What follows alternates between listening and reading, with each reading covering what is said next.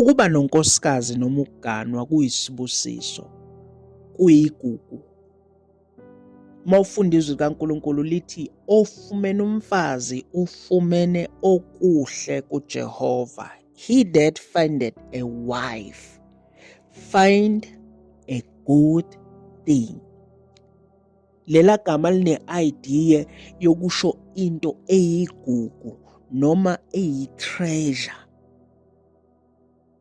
Yabo njengamadoda maningi amagugu esiwafunayo emhlabeni, but unkosikazi uyigugu eliwadlula wonke lawo magugu.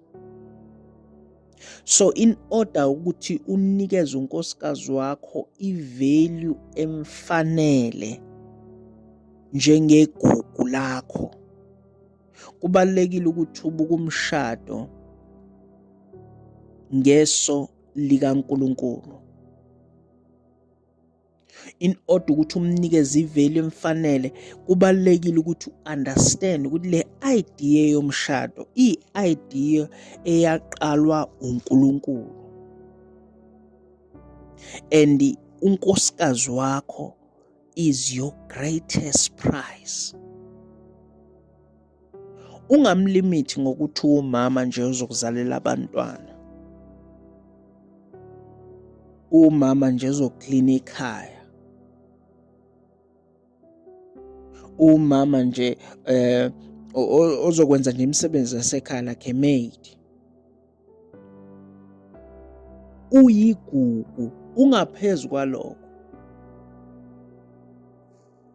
So mangabeke eyisipho unkosikazi kuthina uNkulunkulu asiphe sona. So isipho kubalulekile ukuthi usiphathe ngendlela efanele. If someone give you a gift and uyafika ngakusasa leyo gift leyo usuyibeke eminyango, usuyilahle eminyango, usuyiphethe noma kanjani, angeke athokoze ukuthi lo muntu ngamnikeza igift, shuthi akayi-appreciate noma akabonga isipho engimbusise noma engimnike sona. So she is the highest gift. He need to be highly treasured. So yini-ke i-purpose yomshado mangabe uthola unkosikazi? Okufew nje okusobala engifuna ukumenshina okokuthi mangabe umshado noma sigana noma siganwanwa ukuthi sizoba ama-partners, we are in a partnership. Lithi izwi likaNkulunkulu Genesis 2 verse number 18, akukuhle ukuthi indoda ibe yodwa, right? And uNkulunkulu uthi ngizokwenzela umsizi onjengawe. Siyasazi isitori ukuthi wathatha ubambo kwa-creator u-Eva.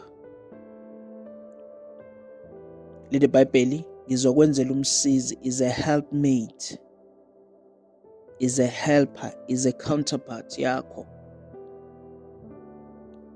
So wazoba umsizi ka-Adam, in other words wazoba umuntu ophelelisa u-Adam because eyedwa kwangaphelele until kufike u-Adam wakhe. And uNkulunkulu umshado wakhile ukuthi kube yiyona ndlela yokwandisa imindeni. Ingakho mawufunda incwadi kaMalaki ikhuluma ukuthi seek a godly seed. Kuyisibusiso ukwandisa umndeni emshadweni.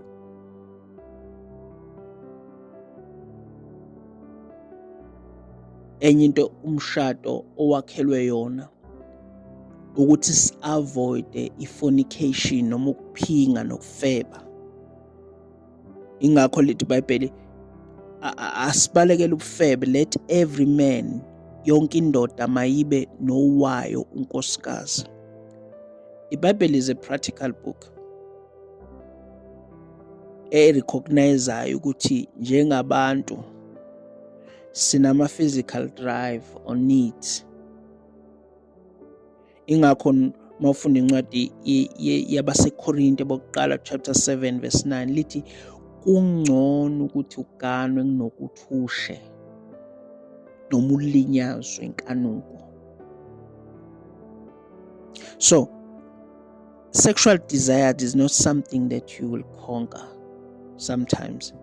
As Christian, sexual desire is something that we learn to manage. Ukuba umzalwane noma ukukholwa akuku-eliminate ukuthi ungabi nama-craving noma nama-desire enyama. But uNkulunkulu uletha a proper balance. Enye yaleyo balance umshado, kuba nonkosikazi to assist in this area. Ingakho mawufuna incwadi yamaHebrews lithi umshado u-honorable. Umbhede mawungabi nasisidla. Lithi abaphingayo uNkulunkulu wobajaja. So umshado is more than like ukuhlangana noma social contract, but is a covenant. I-agreement ehlanganisa abantu ababili.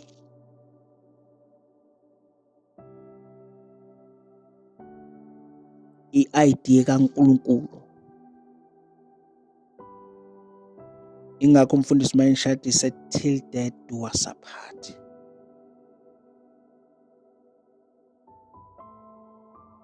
So lithi indoda iyakushisa unise nonini inamathele kumukayo baya kubanyamane.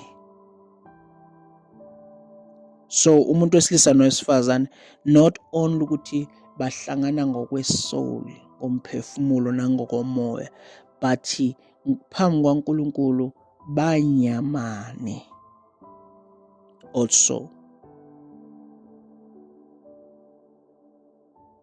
So umshado is a journey, uhambo, and kulolu hambo we're supposed to enjoy uhambo lethu ngoba uNkulunkulu ucreate umshado ukuba sithokoze kuwo, so enjoy. Mawufunda incwadi ye-wisdom, incwadi yama-Proverbs lithi let thy fountain be blessed, umthombo wakho mawubusise, and rejoice with the wife of thy youth, thokoza ngonkosikazi wobusha bakho. Let her be as loving, hide, and pleasant. Let her breast satisfy thee at all time. Always with her love. So umshado uyisibusiso ngendlela eyisimanga. Nkosikazi uyigugu eliyisimanga endodeni yakhe.